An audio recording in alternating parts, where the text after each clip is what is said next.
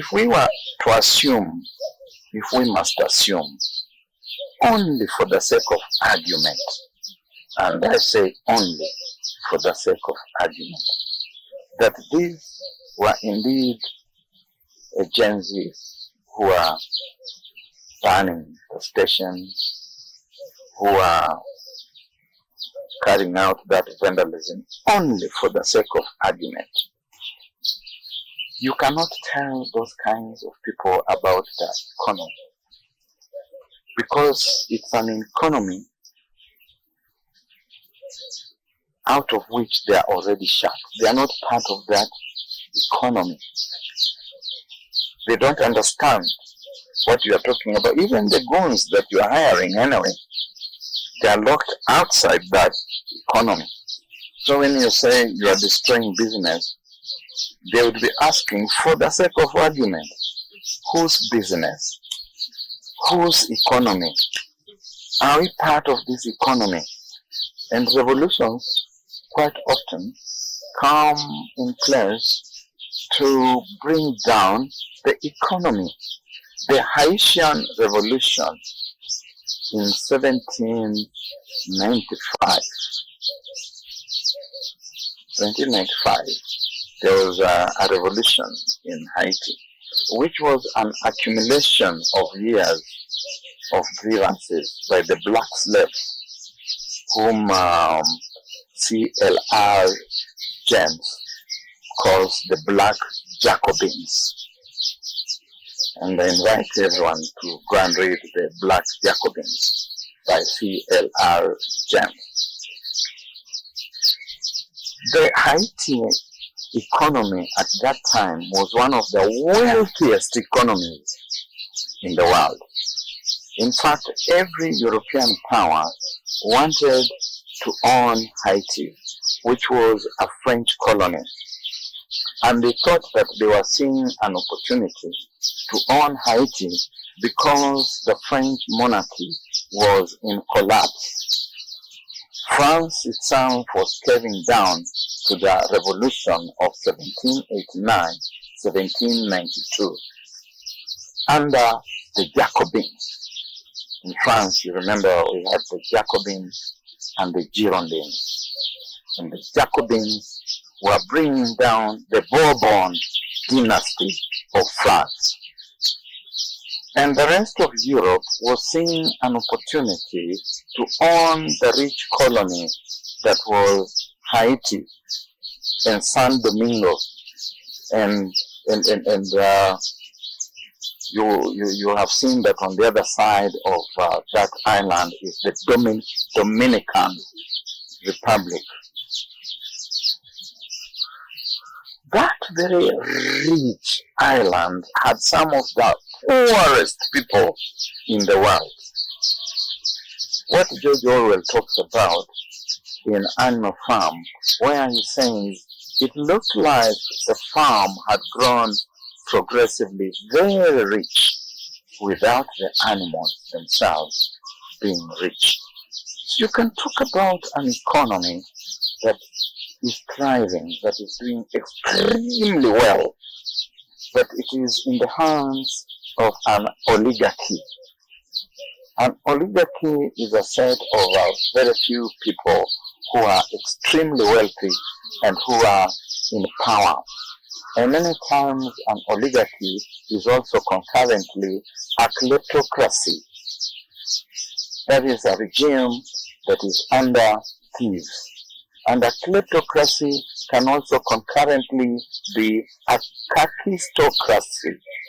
A kakistocracy is a regime that is in the hands of the worst elements of the citizenry. And so the majority who are locked out do not understand what you are talking about when you say the economy. And they will bring it down. With that, of course, when talking about loans and all that, what would be your take on Murkomen's remarks? The other day he said something else, but now he came back saying, I did not say that, I said something different. He's a confused gentleman, a young man, and I call him a young man deliberately and rightly so, because when I first participated in Maandamano in the streets of Nairobi on the 5th of October 1979 as a fresh undergraduate student, Murkomen had just been born 6 months earlier. 6 months earlier, on the 12th of March 1979, in a forest near Eldoret. And so he didn't know that there was a Maandamano happening. Even in 1982, when we went through the unfortunate events of the coup attempt, he didn't know that there was something happening that got to be called a coup attempt. So he. Where he was born doesn't have anything to do with that. Where you are born is also important, because even today there are 3-year-olds who have some idea that some things are happening in the country. They may not be clear in their minds, but in his particular case, in a forest, he didn't know what was happening. And if you doubt, go and ask him. If he's honest, he will tell you. But that is not for us to sidestep the point. The point is this, that even at that time, the people who are in power told us that there would be no more Maandamano in the country again. They were saying that what has happened will not happen again. And that time we were protesting because there are elections in the offing. Elections that took place on the 8th of November 1979. In those elections, we had woken up to a newspaper headline that read, Anyona and ex-KPU bad. There was only one political party in the country, which was KANU. And for you to participate in an election as a contestant, the party had to clear you. And the party refused to clear George Anyona, Jaramogi Oginga Odinga, and all other ex-KPU people who had been progressively released from detention. I've not mentioned how they were detained, never mind. But in truth, all these people served in detention without trial between 1969 and 1978. October 1969 to December 1978. So as university students who flattered ourselves with the thought that we were progressives, we went into the streets to say that they should be allowed to contest. We also went into the streets to demand. I remember Rumba Kinotia outside the Nation House on Tom Mboya Street on a Kenya Charity sweepstake, a stand that had been capsized and made into a makeshift platform, addressing the journalists from Nation House and who are clicking away with their cameras. Rumba Kinotia telling them, comrades of the press, we demand that Comrade Ngugi wa Thiong'o, we are not asking, we demand that Comrade Ngugi wa Thiong'o be reinstated in his job in the Department of Literature at the University of Nairobi. We demand that Comrade George Anyona be allowed to contest, and Comrade Jaramogi Oginga. They were our comrades because we saw that we were progressives. And we were told never again would there be demos. And the demos continued to be there. And soon we were being told that they would shoot to kill. Attorney General Charles Njonjo issued an order to shoot to kill. But that did not end demos. Today, 40-something years later, we are hearing this thing being said by those who were born the year that we went out to demonstrate, and they are more than 40 years old. And this is where the relevance, the wider relevance of what you are asking me about where and when they were born not being significant comes in. That you are echoing today, you are sounding like a sound chamber of the people who tyrannized us at the prime of our youth in the 70s. That those who are born many years after the tyrants of yesteryear are now the new tyrants, and they're telling us it will not happen. That Kithure Kindiki, who was 7 years old in 1979, is now telling us that we will not tell you what we are going to do. Don't ask what we are going to do. We were told those things in the 70s and early 80s of don't ask what we are going to do. So he has said it. And if he has bitten his tongue, he should just come out and apologize. It's more honorable to apologize. In 1979, there were no mobile cell phones in the country. We could not capture you. These days, there's citizen journalism everywhere, and everything you say is being captured, and sometimes not just being captured, it's being transmitted live. Come out and apologize. For President William Ruto, you don't need a juvenile cabinet. It is a juvenile cabinet with juvenile delinquents who don't know what they are doing, who are telling the police to shoot to kill. And you have seen that some police officers are coming out in the open and they are saying, no, we cannot shoot to kill. We will try our best to stay within the law and to arrest. So, Onesmus, Kipchumba, Murkomen, apologize. And Your Excellency, Dr. William Ruto, apologize also. And then appoint a mature person to the Ministry of Interior. Have Onesmus Kipchumba Murkomen as one more of your economic advisors, marking time, earning a salary, paying his debts. But removing from that docket is going to take you down faster than you imagine.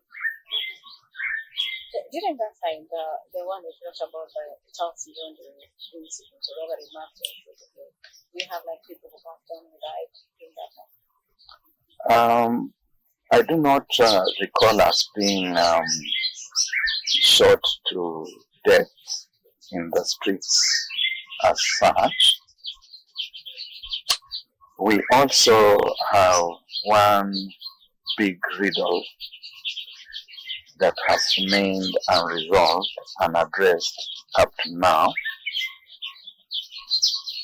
that during the 1982 fracas, a busload of students was claimed to have been showered with bullets, and they are thought to have died. I'm not very sure about that. It's something that needs to be investigated. You are aware that we are afraid of the truth, and that our March 2013 TJRC report, 2,210 pages, telling us about historical injustices, is rotting in Parliament. It needed to have been implemented. That would help bring out some of those truths. Be that as it may, there are people like Titus Adimosi, who was arrested at that time and who died in jail.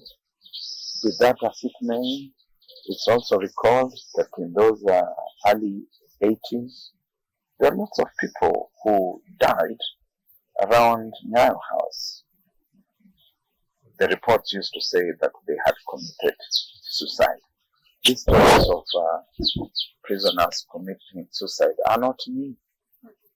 In the early 80s, we used to wonder why people were going to Nyayo House and jumping down. Yeah. And some people even used to joke about it and saying, oh, this one is about to go to Nyayo House to jump down to die. It turns out that those people were killed in those death dungeons, and then their bodies flung out of Nyayo House.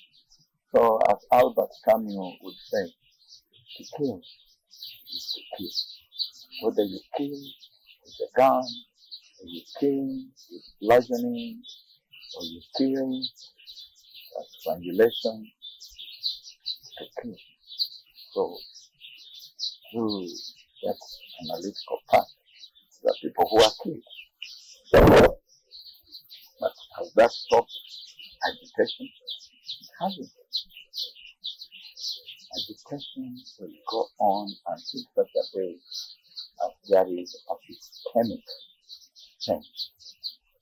And systemic change, I need to repeat for purposes of empathy, is not about the removal of William Kipchirchir, Arap Samoei, Arap Ruto. That one is just the current custodian of that system. It is a fundamental change that shifts away from all the threat, all the bribery, from goonhood and gunhood that puts in place proper use of our taxes, rationalizes our taxes, that addresses the cost of living, that restores education, that restores the healthcare system, that restores our roads, that restores our agriculture, that restores human dignity, that above all, in a secure environment, creates jobs and generates wealth, that takes us back to the creed and promise of the Kenyan national anthem. If that is not done, even those who will take over after President William Ruto, let them be warned in advance that Kenyans are going to demand that they go. Even the next president and the next and the one after and the one after, if they are not going to get it right, Kenyans are going to agitate. And one of them might be the unfortunate one who will be driven all the way to the Indian Ocean. So we would have President William Ruto understand that, Mr. President, this is not about you, it's about the system. And even after you, we are likely to be still saying the same things. We used to say Moi must go, and Moi went. But we are still saying the same things because we did not address the system.